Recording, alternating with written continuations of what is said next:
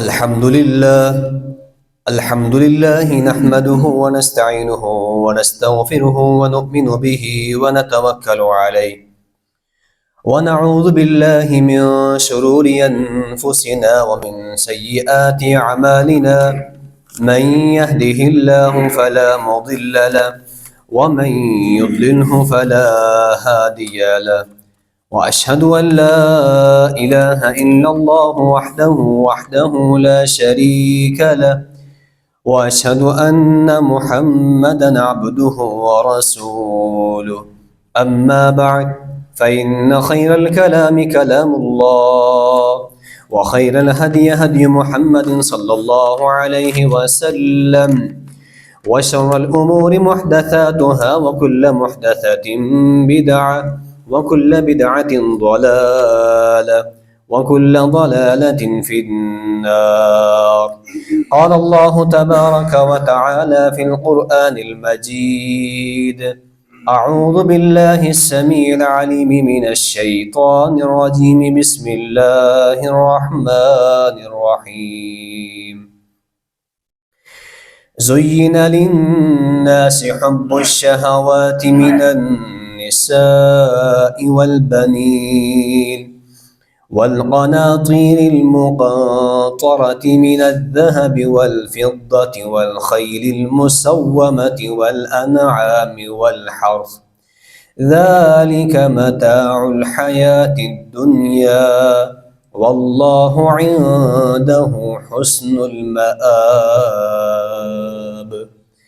اللهم صل على محمد وعلى آل محمد كما صليت على إبراهيم وعلى آل إبراهيم إنك حميد مجيد. اللهم بارك على محمد وعلى آل محمد كما باركت على إبراهيم وعلى آل إبراهيم إنك حميد مجيد. رب اشرح لي صدري ويسر لي أمري واحلل عقدة من لساني يفقه قولي.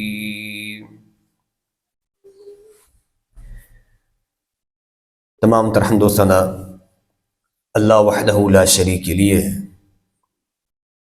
درود و سلام ہو امام الانبیاء حضرت محمد الرسول اللہ صلی اللہ علیہ وعلی آلہ وسلم کی ذات مبارکہ پر. قرآن پاک کی جو آیت مبارکہ آپ حضرات نے سماعت فرمائی ہے، سورۃ النساء کی اس آیت میں اللہ تبارک و تعالیٰ یہ بات ارشاد فرماتے ہیں کہ لوگوں کے لیے بعض خواہشات کی محبت مزین بنا دی گئی ہے. لوگوں کی دلوں میں کچھ ایسی خواہشات اور شہوات ہیں جو ان کے ہاں انتہائی محبوب ہے اور جس کی طرف ہر کسی کا دل مائل ہوتا ہے. اور اس میں اللہ رب العالمین نے سب سے پہلے جس چیز کا ذکر فرمایا من النساء، عورتیں، کہ انسان کے دل میں فطرتی طور پر اللہ نے عورت کی محبت بٹھا دی ہے. اور یہ بعض اوقات انتہائی بہتر بھی ہوتا ہے، کیونکہ خاوند اور بیوی کے درمیان رشتہ قائم ہی تب ہے جب ان کے درمیان محبت موجود ہے. بیٹا ماں سے محبت کر رہا ہے اور اسی طرح باپ بیٹی سے محبت کر رہا ہے، بھائی بہن سے محبت کر رہا ہے. یہ ساری کی ساری محبتیں وہ ہیں جس کا شریعت ہم سے تقاضا کرتی ہے. تو فطرتی طور پر انسان کے دل میں عورتوں کی محبت کو بٹھا دیا گیا ہے. اور ساتھ اس بات سے بھی خبردار کر دیا گیا ہے کہ جس طرف انسان کی محبت کے بڑھنے کا امکان زیادہ ہو یا جس طرف انسان کے دل کے میلان ہونے کا امکان زیادہ ہو، اس کے بارے میں انسان کو اتنی ہی زیادہ احتیاط بھی کرنی چاہیے۔ ٹھیک ہے، عورت ہماری ضرورت ہے، ہر مرد کی ضرورت ہے، اور عورت کے لیے مرد کی ضرورت ہے، لیکن کچھ حدود قائم کر دی گئی ہیں کہ ان حدود کے اندر اس محبت کو اگر قائم رکھا جائے تو بالکل جائز ہے، اور اس کا انشاءاللہ اللہ کے ہاں اجر ہے۔ لیکن جب ان حدود سے ہم باہر نکلتے ہیں تو پھر وہی عورت مرد کے لیے فتنہ بن جاتی ہے، یا وہ مرد اپنی اس عورت کے لیے فتنہ بن جاتا ہے۔ اور رسول اللہ صلی اللہ علیہ وسلم کے اس فرمان کو امام بخاری رحمہ اللہ تعالیٰ نے اپنی کتاب میں نقل کیا ہے۔ حضرت اسامہ بن زید اس حدیث کے راوی ہیں، فرماتے ہیں کہ رسول اللہ صلی اللہ علیہ وسلم نے ارشاد فرمایا، ما ترکت بعدی فتنة اضر علی الرجال من النساء، کہ میں نے اپنے بعد اپنے امت کے مردوں کے لیے سب سے زیادہ کوئی خطرناک اگر کوئی فتنہ چھوڑا ہے تو وہ عورت ہے، سب سے زیادہ خطرناک۔ کیونکہ عورت بعض اوقات جب انسان کے لیے فتنہ بن جاتی ہے تو ایسے ایسے غلط کام کروا دیتی ہے کہ انسان نے اپنی عام زندگی میں کبھی ان کا تصور نہیں کیا ہوتا۔ اور عورتوں کے لیے بعض اوقات نوجوان کیسے کیسے کام کر جاتے ہیں، والدین سے بغاوت، اپنے خاندان سے بغاوت، گھر بار چھوڑ کر نکل جانا، اور گھروں میں لڑائیاں اور جھگڑے پیدا کرنا، یہ بہت ساری اسباب میں سے ایک اہم ترین سبب ایک عورت کا بھی ہوتا ہے۔ اور رسول اللہ صلی اللہ علیہ وسلم نے یہ بات بھی ارشاد فرمائی، آپ نے فرمایا کہ ما رأیت من ناقصات عقل و دین اذهب للب الرجل الحازم من احداکن، فرمایا کہ میں نے عورتوں کو جو عقل کے اعتبار سے بھی کم ہوتی ہیں، دین کے اعتبار سے بھی مردوں سے پیچھے ہوتی ہیں، لیکن اس کے باوجود میں نے ان جیسا تیز ترار کسی کو نہیں دیکھا جو بعض اوقات انتہائی عقل مند اور انتہائی تجربہ کار اور انتہائی زیرک مرد کو اس کی عقل خراب کر دیتی ہیں، اس کو گمراہ کر دیتی ہیں۔ اور ایسے ہے کہ نہیں ہے، بڑے بڑے لوگ ہیں جو فتنوں کا شکار ہوئے عورت کے ذریعے سے، اور اس کی بہت ساری مثالیں دنیا کے اندر موجود ہیں، بہت ساری مثالیں کہ عورتوں کی وجہ سے وہ فتنے میں مبتلا ہوئے۔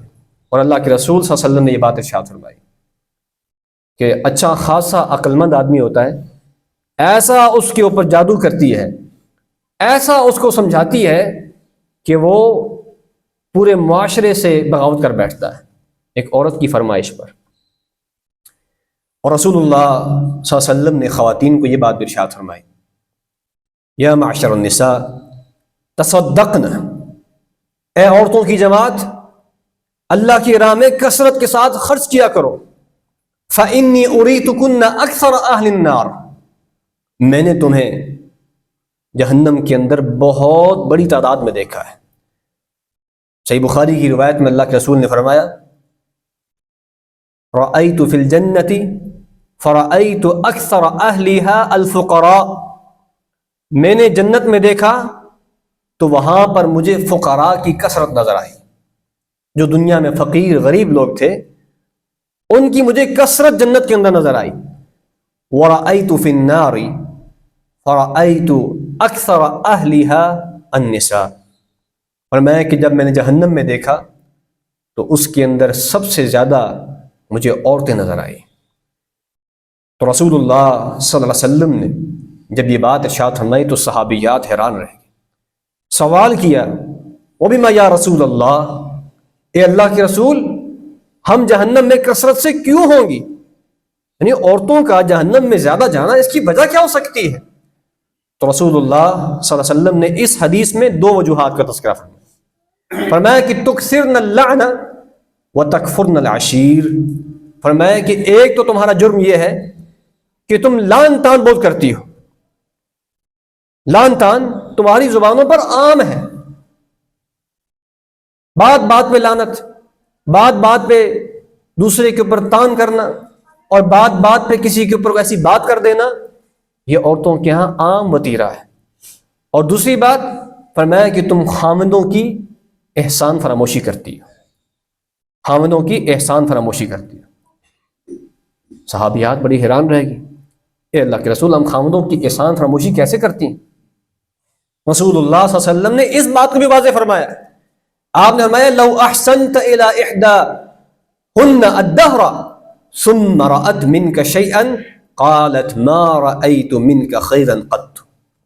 وہ کہتی ہے، اللہ کے رسول نے فرمایا کہ اگر کوئی مرد اپنی عورت پر ساری زندگی احسان کرتا رہے، ساری زندگی اچھا کھلائے، ساری زندگی اچھا پہنائے، اس کی ہر خواہش پوری کرے، ہر اس کی مرضی کی چیز لا کے گھر میں رکھے، اور صبح شام اس کے لیے محنت مزدوری کرے، اور کبھی زندگی میں اگر ایک مرتبہ کوئی اوپر نیچے کام ہو گیا، کوئی دائیں بائیں ہو گیا، تو وہ کیا کہتی ہے کہ میں نے کبھی زندگی میں تیرے گھر میں سکون دیکھا ہی نہیں، جب سے اس گھر میں آئی ہوں عذاب ہی عذاب۔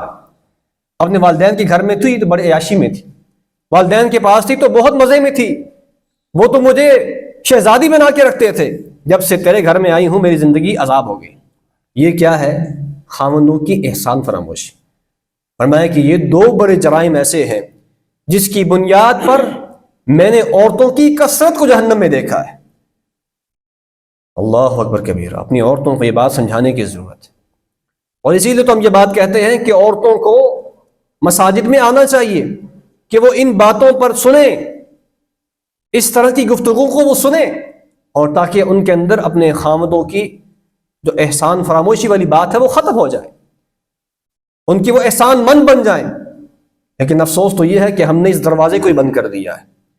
اب پورا دن عورت سوشل میڈیا کے اوپر اور اسی طرح ٹی وی کے اوپر ہر طرح کی چیز دیکھ رہی ہے، لیکن دین کی بات سننے کے لیے عورت کو کوئی موقع نہیں مل رہا۔ ہم نے عورت کے لیے سارے دروازے بند کر دیے۔ تو بتلائیے اس طرح کی احادیث ان تک کون پہنچائے گا؟ کون یہ باتیں ان کو سمجھائے گا؟ اور پھر سامعین محترم، سابقہ خطبہ جمعہ میں نے حیا کے حوالے سے کچھ گزارشات پیش کی۔ یہ بات بھی ذہن میں رہے کہ حیا کا عورت کے ساتھ خاص طور پر گہرا تعلق ہے۔ مرد کا بھی با حیا ہونا انتہائی ضروری ہے، لیکن حیا عورت کے لیے بالخصوص انتہائی اہمیت کی حامل ہے۔ اگر عورت میں حیا نہیں تو پھر وہ عورت کہلانے کی حقدار نہیں۔ رسول اللہ صلی اللہ علیہ وسلم کا فرمان ہے، المرأۃ عورۃ، جو عورت ہوتی ہے وہ چھپی ہوئی چیز ہے، وہ پردے والی چیز ہے۔ جب وہ اپنے پردے سے نکل جاتی ہے پھر وہ عورت نہیں رہتی۔ عورت نام ہی پردے کا ہے، اور ہمارے دین نے جتنی عورت کی حفاظت کی ہے، اللہ کی قسم ہے ساری کائنات مل جائے اور یہ کہے ہم عورتوں کو حقوق دے رہے ہیں، وہ جھوٹ بول رہے ہیں، وہ دھوکہ دے رہے ہیں، وہ فراڈ کر رہے ہیں۔ اگر ان کی باتوں کو درست مان لیا جائے تو میں آپ سے یہ نہیں کہتا کہ آپ میری بات سنیں، آپ جائیے، اور آج تو گوگل ہر چیز آپ کو بتا دیتا ہے، ذرا شمار کیجئے امریکہ کے اندر، انگلینڈ کے اندر، کینیڈا کے اندر، ناروے کے اندر، اٹلی کے اندر، اور اس طرح کے دیگر جو ممالک ہیں جو اس بات پر بڑا فخر کرتے ہیں کہ ہمارے ہاں عورتوں کو بڑی آزادی حاصل ہے، سارے حقوق حاصل ہے، ہر طرح کی آزادی حاصل ہے۔ سب سے زیادہ عورتوں کا استحصال انہی علاقوں کے اندر ہو رہا ہے، سب سے زیادہ عورتوں کے ساتھ ظلم انہی علاقوں میں ہو رہا ہے۔ اتنا پاکستان میں نہیں ہو رہا، سعودی عرب میں نہیں ہو رہا۔ سب سے زیادہ عورتوں کے خلاف جرائم وہ ان ممالک کے اندر کیے جا رہے ہیں، چاہے وہ جسمانی تشدد کی صورت میں ہو، چاہے وہ کسی اور تشدد کی صورت میں ہو۔ سب سے زیادہ عورتوں کا استحصال انہی نام نہاد آزاد ممالک کے اندر ہو رہا ہے، اور یہ کہتے ہیں ہم نے عورت کو آزادی دی ہے۔ یاد رکھ لیجئے، حیا عورت کا زیور ہے، حیا عورت کا زیور ہے، اور اس زیور کو جب وہ اتار دیتی ہے تو پھر وہ عورت کہلانے کے حقدار نہیں رہتی۔ رسول اللہ صلی اللہ علیہ وسلم نے اس معاملے میں بہت ساری باتیں بیان فرمائی کہ اپنے بچوں کے اندر بچپن سے ہی حیا کو پیدا کرنے کے لیے کیا کرنا چاہیے؟ یاد رکھ لیجیے، بیٹی اللہ کی رحمت ہوتی، گھر میں بیٹی اللہ کی رحمت ہے، اور رسول اللہ صلی اللہ علیہ وسلم کو اللہ نے 4 بیٹیاں دی، 4 بیٹیاں، اور اللہ کے رسول صلی اللہ علیہ وسلم نے بیٹیوں کے حوالے سے جو بات ارشاد فرمائی، فرمایا کہ جس کسی کو اللہ بیٹی دے اور وہ اس بیٹی کی اچھی تربیت کرے، اس کی اچھی طرح سے پرورش کرے، اور پرورش کرنے کے بعد اس کو کسی کے نکاح میں دے دے، فرمایا کہ کل قیامت کے دن یہ عورت، یہ لڑکی، یہ بچی اس اپنے والد کے لیے جہنم کی آگ کے راستے میں رکاوٹ بن جائے گی۔ گھر میں بچی کا ہونا اللہ کی بڑی رحمت ہے۔ یہی عورت، یہی بچی، یہی بیٹی ہمیں جہنم کی آگ سے بچا بھی سکتی ہے، اور یہی بچی ہمیں جہنم کی آگ کے اندر دھکیل بھی سکتی ہے۔ اگر ہمارا اس پہ کنٹرول نہیں ہے اور ہم اس کی دیکھ بھال نہیں کر رہے، دینی تربیت کے حوالے سے ہم نے بالکل اہتمام نہیں کیا ہے، اس کی پردے کی تربیت ہم نے نہیں کی ہے، تو پھر سمجھ لیجئے یہ عورت، یہ بچی، یہ ہمیں جنت سے دور کر رہی ہے اور جہنم کے قریب لے کے جا رہی ہے۔ اور رسول اللہ صلی اللہ علیہ وسلم نے کیا فرمایا؟ فرمایا کہ جب بچے 10 سال کے ہو جائیں تو کیا کرو؟ فرقوا بینہم فی المضاجع، فرمایا ان کے بستروں کو الگ کر دو۔ 10 سال سے پہلے اگر بیٹا بیٹی یا آپ کے بچے اکٹھے سوتے ہیں تو کوئی مسئلہ نہیں۔ ویسے آج کل جو حالات ہیں نا، آج کل تو 10 سال بھی عمر بہت زیادہ ہے، لیکن رسول اللہ صلی اللہ علیہ وسلم نے اپنے زمانے کے حوالے سے یہ بات ارشاد فرمائی کہ 10 سال کے جب ہو جائے تو بہن بھائی کو الگ کر دو، اس کے بعد بہن بھائی کا اکٹھے سونا جائز نہیں ہے، ان کی بستر الگ کر دو۔ کیا وجہ ہے؟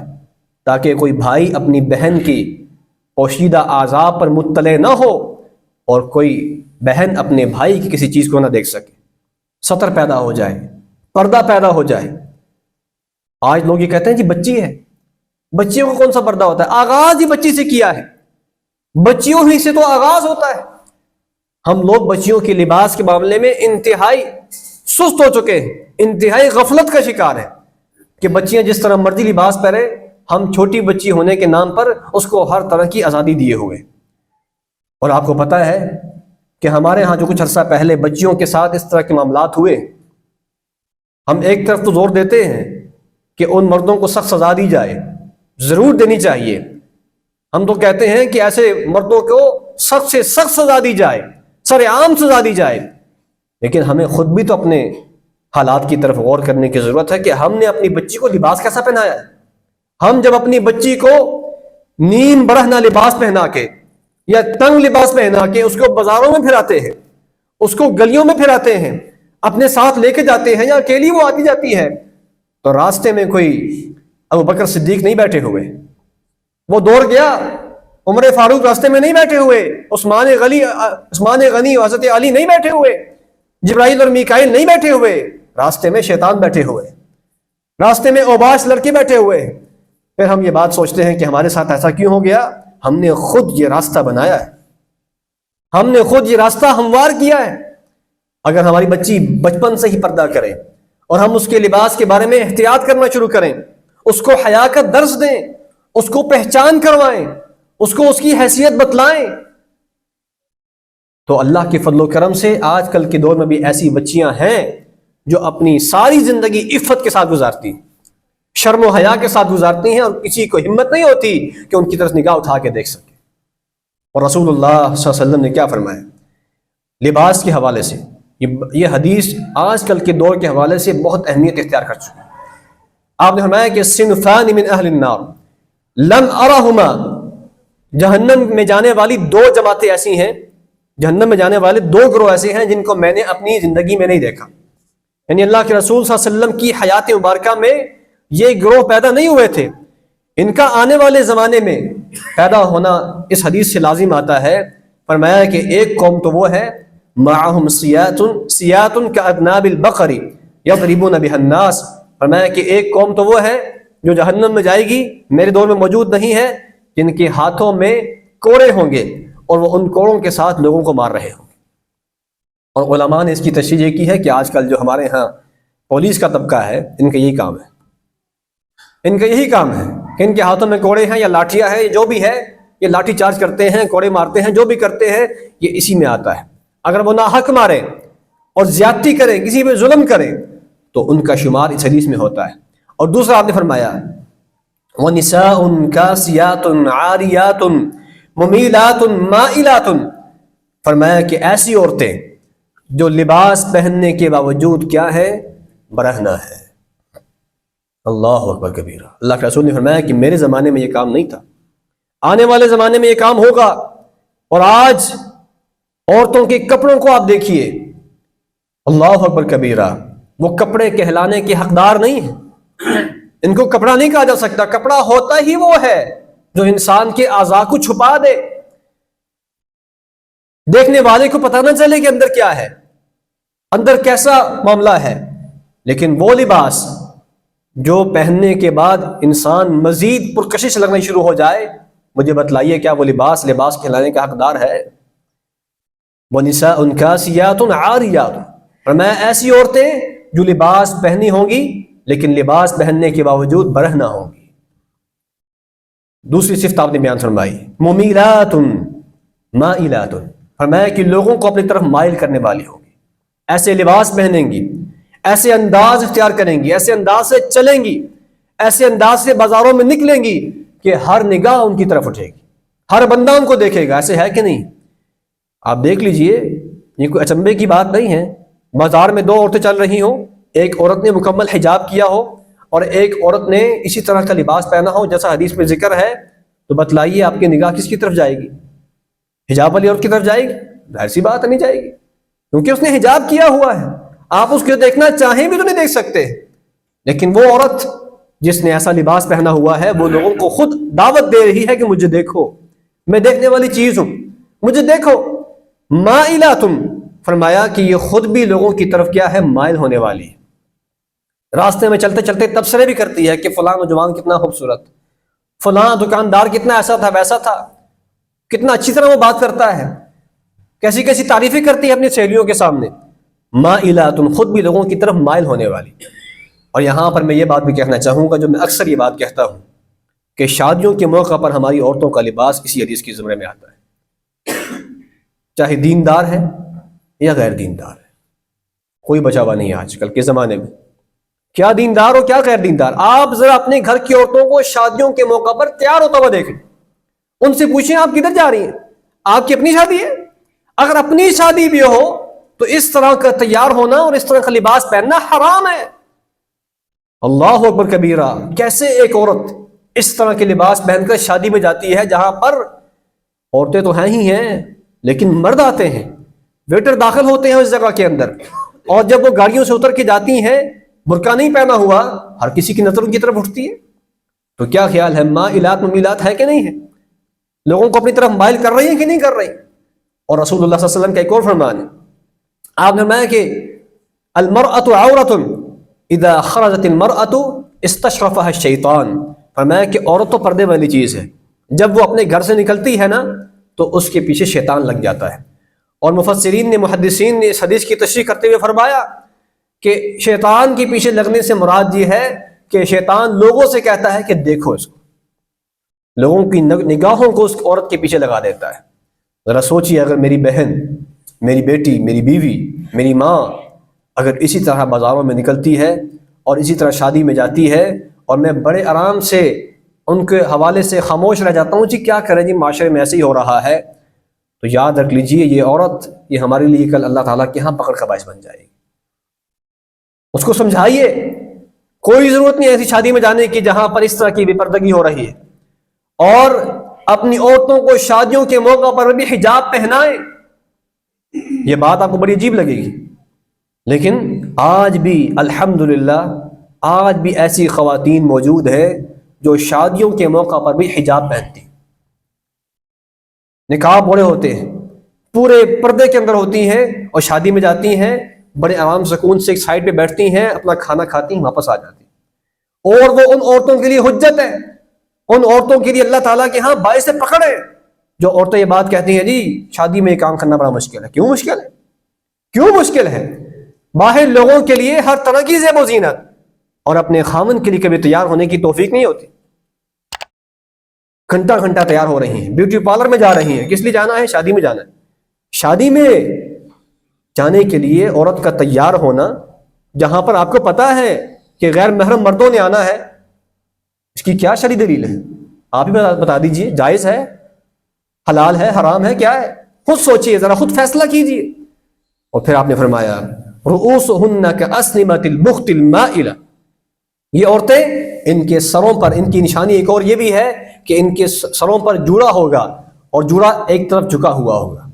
وہ جوڑا جو سر پر باندھتی ہیں اور وہ ایک طرف جھکا ہوا ہوگا، جو اونٹ ہوتے ہیں ان کی کوہان کی طرح۔ آپ نے ان کی سزا کو بیان فرمایا، آپ نے فرمایا لا يدخلن الجنہ، ایسی عورتیں جنت میں داخل نہیں ہوں گی، ایسی عورتیں جنت میں داخل نہیں ہوں گی۔ جنت میں داخل ہونا تو بہت دور کی بات ہے، ولا یجدن ریحھا، فرمایا کہ جنت میں جنت کی جو خوشبو ہے اس کو بھی نہیں پا سکیں۔ وَإِنَّ رِيحَهَا لَيُوجَدُ مِن مَّسِيرَةِ كَذَا وَكَذَا، جنت کی خوشبو تو بہت دور دور سے آئے گی، لیکن جنت کی خوشبو سے بھی ان کو اللہ محروم کر دے گا، جہنم میں ڈال دے گا۔ ہمیں محترم، اسی طرح رسول اللہ صلی اللہ علیہ وسلم نے اس حوالے سے بھی نصیحت فرمائی کہ عورت کا گھر سے غیر ضروری طور پہ باہر نکلنا جائز نہیں۔ قرآن پاک میں اللہ فرماتے ہیں وَقَرْنَ فِي بُيُوتِكُنَّ وَلَا تَبَرَّجْنَ تَبَرُّجَ الْجَاهِلِيَّةِ الْأُولَى، اے نبی کی بیویوں، نبی کی بیویوں کو خطاب ہے جو امت کی مائیں ہیں۔ اگر امت کی ماؤں کے بارے میں یہ سختی ہے جن کے ساتھ ہمارا نکاح بھی نہیں ہو سکتا تھا، امت کی ماؤں کے بارے میں یہ سختی ہے کہ آپ اپنے گھر کے اندر ٹھہرے رہیں، گھروں سے باہر زمانہ جاہلیت کی طرح نہیں نکلنا ہے، تو کیا خیال ہے آج کل کی عورت کو ہر طرح کی آزادی حاصل ہے، ہر طرح کی آزادی حاصل ہے۔ وَلَا تَبَرَّجْنَ تَبَرُّجَ الْجَاهِلِيَّةِ الْأُولَى، فرمایا جو زمانہ جاہلیت میں تم باہر نکلتی تھی اس طرح کی نکلنے سے اب تم نے اجتناب کرنا ہے۔ پھر رسول اللہ صلی اللہ علیہ وسلم نے یہ بات بھی ارشاد فرمائی أَيُّمَا امْرَأَةٍ اسْتَعْطَرَتْ فَمَرَّتْ عَلَى قَوْمٍ لِيَجِدُوا مِنْ رِيحِهَا فَهِيَ زَانِيَةٌ، فرمایا کہ ہر وہ عورت جو گھر سے باہر نکلتی ہے اس نے اپنے اوپر خوشبو لگائی ہوئی ہے، اور مقصد کیا ہے کہ لوگ اس خوشبو کو سونگھ کر میری طرف مائل ہوں، فرمایا کہ یہ عورت بدکارہ ہے۔ اللہ اکبر کبیرہ، یہ میرا فتویٰ نہیں، اگر میری بات ہو تو آپ مجھ پر اعتراض کر سکتے ہیں، میری بات ہو تو آپ مجھ پر اعتراض کر سکتے ہیں کہ آپ نے یہ بات کہی، یہ اللہ کے رسول کا فتویٰ ہے، سنن نسائی کی روایت ہے، آپ نے فرمایا وہ بدکارہ عورت ہے جو خوشبو لگا کے باہر نکلتی ہے تاکہ لوگ اس کی طرف مائل ہو جائیں۔ اور پھر رسول اللہ صلی اللہ علیہ وسلم نے یہ بات ارشاد فرمائی۔ آج تو ویسے حالات یہ بن چکے ہیں نا، آج لوگ اس بات پر فخر محسوس کرتے ہیں، ہماری بچی کیا ہے، وہ سوشل میڈیا سٹار ہے، سوشل میڈیا سٹار۔ آج صبح ہی میں ایک صاحب کا ویڈیو بیان سن رہا تھا، وہ فرما رہے تھے کہ میری بیٹی جو ہے ان کے ٹک ٹاک کے اوپر 2,40,00,000 فالورز ہیں۔ مجھے اس بات پہ بڑی خوشی ہے، انا للہ و انا الیہ راجعون، انا للہ و انا الیہ، یہ مسلمان ہیں جنہیں دیکھ کے شرمائے یہود۔ اور وہ ساتھ اسی ویڈیو کے اندر یہ بھی کہہ رہا تھا کہ اللہ کے رسول ہمارے لیے اسوہ ہیں، اللہ کے رسول ہمارے لیے، یہ منافقت نہیں تو کیا ہے؟ 1 منٹ پہلے آپ یہ بات کہتے ہیں کہ اللہ کے رسول ہمارے لیے نمونہ ہے، ان کی زندگی ہمارے لیے نمونہ ہے، اور دوسرے منٹ میں آپ یہ بات کہہ رہے ہیں میری بیٹی کے 2,40,00,000 فالورز ہیں، مجھے اس بات کی بڑی خوشی ہے، میں نے آج تک اپنی بیٹی کو اس بات سے روکا ہی نہیں ہے۔ وہ بیٹی کیا کرتی ہے اس پہ؟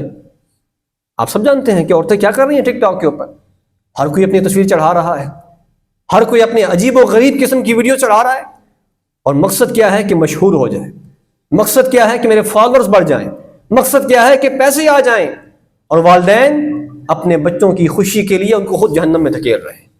یا ایھا الذین آمنوا قوا انفسکم واہلیکم نارا، اے ایمان والو اپنے آپ کو جہنم کی آگ سے بچاؤ، اپنے گھر والوں کو بھی جہنم کی آگ سے بچاؤ۔ یہ دنیا کی اس طرح کی شہرت اور دنیا کا یہ پیسہ، دنیا کی چکا چون، یہ انسان کو بعض اوقات حیران تو کر دیتی ہے، انسان کو بعض اوقات متاثر کر دیتی ہے، لیکن آخرت میں اس کا خسارہ بہت زیادہ ہے۔ آج یہ کہا جاتا ہے جی فلاں عورت جو ہے وہ کیا ہے، وہ کراؤڈ پلر ہے۔ کراؤڈ پلر ہے، کیا مطلب یہ کراؤڈ پلر؟ مطلب وہ لوگوں کو کھینچتی ہے، جہاں وہ جاتی ہے ہجوم جمع ہو جاتا ہے۔ پاکستانی سیاست میں ایسی بہت ساری عورتیں موجود ہیں جن کے بارے میں کہا جاتا ہے کہ اگر وہ جلسے میں آ جائیں تو لوگ خود بخود آتے ہیں، نوجوان بھی آتے ہیں، اور باقاعدہ کچھ سیاسی جماعتوں نے عورتوں کو اس مقصد کے لیے گھروں سے باہر نکالا، ان کو دیکھنے کے لیے نوجوان آتے تھے، اور ایک خاص طور پہ ایک بڑی سیاسی ہماری، ہم ان کو رہنما کہیں کیا کہیں، ابھی تو وزارت اعلیٰ کے امیدوار بھی ہیں، اللہ ان کو ہدایت دے، ان کے والد صاحب زندہ ہیں، کاش کہ ہمارا یہ پیغام ان تک کوئی پہنچائے کہ اپنی بیٹی کو جہنم میں جانے سے بچاؤ۔ خدا را یہ گناہ ہے، یہ حرام ہے، یہ کراؤڈ پولر ہونا یا لوگوں کا سٹار ہونا یا مردوں میں اس طرح اختلاط کرنا، جلسوں میں آنا اور خطاب کرنا اور یہ اس طرح کی ریلیوں میں شریک ہونا کسی عورت کے لیے بات جائز نہیں۔ کسی عورت کا حکمران بننا مسلمان معاشرے کے اندر جائز نہیں ہے۔ لن یفلح قوم ولوا امرهم امرأة، فرمایا کہ وہ قوم کسی بھی صورت میں کامیاب ہو ہی نہیں سکتی ہے جو قوم اپنے معاملات کو عورت کے سپرد کر دے۔ اور آج ہم ایک پورا صوبہ ایک عورت کے حوالے کرنے جا رہے ہیں صرف اس بنیاد پر کہ وہ فلاں شخص کی بیٹی ہے۔ سامعین محترم، ہم میں سے ہر شخص کی اپنی سیاسی وابستگی ہوگی۔ آپ رکھیں اپنی سیاسی وابستگی، آپ کسی کو پسند کرتے ہیں ناپسند کرتے ہیں، ہمارا سے کوئی تعلق نہیں۔ ہم یہ بات کہتے ہیں خدا را دین کو قربان نہ کریں۔ جہاں پر دین کی بات آ جائے تو میرا قائد کیا حیثیت رکھتا ہے، میرے سیاسی جماعت کا قائد کیا حیثیت رکھتا ہے وہاں پر۔ جب اللہ کے رسول کی بات آ جائے، میں نے کس کا کلمہ پڑھا ہے؟ میں نے کلمہ اللہ کے رسول کا پڑھا ہے۔ میں عبادت کس کی کرتا ہوں؟ اللہ کی عبادت کرتا ہوں۔ جب اللہ نے کہہ دیا کہ یہ کام نہیں ہو سکتا، یہ حرام ہے، اللہ کے رسول فرما رہے ہیں کہ یہ کام حرام ہے، میں کہتا ہوں جی نہیں، کیا کرے جی، مجبوری ہے، اس وقت اور کوئی امیدوار نہیں ہے، اس وقت اور کوئی بندہ مناسب نہیں ہے۔ کوئی بندہ مناسب نہیں ہے، کوئی ایک بندہ بھی نہیں ہے، ایک مرد بھی نہیں آپ کے اندر۔ انا للہ و انا الیہ راجعون۔ اس عورت کو بھی میری طرف سے یہ نصیحت ہے، اس کے خاندان کو بھی یہ نصیحت ہے، خدا را یہ کام نہ کرے، یہ کام نہ کرے۔ ہم نے پہلے بھی اس کا بہت نقصان اٹھایا ہے جب ایک عورت اس ملک کی وزیر اعظم بنی تھی، اور آج ہم ایک اور کام کرنے جا رہے ہیں۔ یہ عیب ہے، یہ خوبی نہیں ہے، یہ عیب ہے، یہ گناہ ہے۔ افسوسناک بات یہ ہے کہ پتہ ہے اگلے دن اخبار میں کیا خبر آئے گی؟ پاکستان کو ایک اور اعزاز حاصل ہوا ہے۔ اعزاز کیا حاصل ہوا ہے کہ دنیا اسلام میں یا اس وقت موجودہ اسلامی ممالک میں پہلی بار کسی صوبے کا حکمران بننے کا اعزاز ایک عورت کو حاصل ہوا ہے۔ یہ خبر آئے گی اخبار کے اندر، آپ دیکھ لیجئے گا۔ یہ اعزاز ہے، یہ عیب ہے، یہ گناہ ہے، اللہ کی نافرمانی ہے۔ ہم اللہ کی نافرمانی کو اعزاز بنا کے پیش کرتے ہیں۔ خدا را گناہ کو گناہ سمجھیں، اپنی سیاسی وابستگی کی وجہ سے گناہ کو گناہ نہ سمجھنا یہ اللہ کے عذاب کو دعوت دینے کے مترادف۔ گناہ کو گناہ سمجھیں۔ حضرت انس، صحیح بخاری کی روایت ہے، فرمایا کرتے تھے آج کل کے دور میں، اپنے دور میں فرماتے تھے، آج سے 1400 سال پہلے فرماتے تھے کہ آج تم اپنے شاگردوں سے، اپنے ارد گرد کے لوگوں سے کہتے تھے کہ آج تم بعض ایسے اعمال کرتے ہو، ایسے بڑے بڑے اعمال کرتے ہو، بڑے بڑے گناہ کرتے ہو جس کو تم اپنی آنکھوں میں ایک بال کے برابر بھی نہیں سمجھتے۔ یعنی اتنے بڑے بڑے گناہ تم لوگ آج بڑی آسانی سے کر لیتے ہو جن کو تم اپنی آنکھوں میں ایک بال کے برابر بھی نہیں سمجھتے، جبکہ ہم ان گناہوں کو اللہ کے رسول کے زمانے میں تباہ کر دینے والے گناہوں کے برابر سمجھتے تھے۔ آج گناہ کی حیثیت کو ختم کر دیا گیا ہے، یعنی لوگ اس کو گناہ سمجھ ہی نہیں رہے۔ اس کے لیے ہمیں پورے پورے جمعے پڑھانے پڑ رہے ہیں۔ خدا را گناہ کو گناہ سمجھیں۔ اگر آپ گناہ کو گناہ سمجھیں گے نا تو آپ کو توبہ کی توفیق بھی ہو جائے گی، آپ اس کے اصلاح کی طرف بھی آئیں گے۔ لیکن جب آپ گناہ کو گناہ سمجھتے ہی نہیں ہیں اور اس کو اپنا حق سمجھتے ہیں، اس کو اعزاز سمجھتے ہیں، اس کو خوبی سمجھتے ہیں، تو پھر وہ آپ کی بربادی وہاں پر پکی ہو جاتی ہے۔ سامعین محترم، کسی بھی عورت کے لیے بات جائز نہیں ہے کہ وہ کسی مسلمان معاشرے میں حکمران بنے۔ اللہ تعالیٰ سے دعا ہے کہ اللہ تعالیٰ ہمارے ملک پر رحم فرمائے۔ ہم پہلے ہی بہت کرائسس کا شکار ہیں، پہلے ہی بہت بحرانوں کا شکار ہیں، پہلے ہی ہم بڑے مسائل کا شکار ہیں۔ لیکن جب اس طرح سے اللہ کی نافرمانیاں ہوں گی اور علل اعلان ہوں گی، اللہ کے رسول کے احکامات کو پس پش ڈالا جائے گا، تو پھر ہم یہ امید نہیں لگا سکتے کہ دوبارہ حضرت عمر کا دور واپس آ جائے۔ ایسے نہیں ہو سکتا۔ پھر اللہ تعالیٰ ہمارے ملک پر رحم فرمائے۔ اللہ تعالیٰ ہمارے ہاں جو عورتیں ہیں اللہ تعالیٰ ان کو دین کی سمجھ عطا فرمائے، مردوں کو بالخصوص دین کی سمجھ عطا فرمائے۔ وآخر دعوانا ان الحمد للہ۔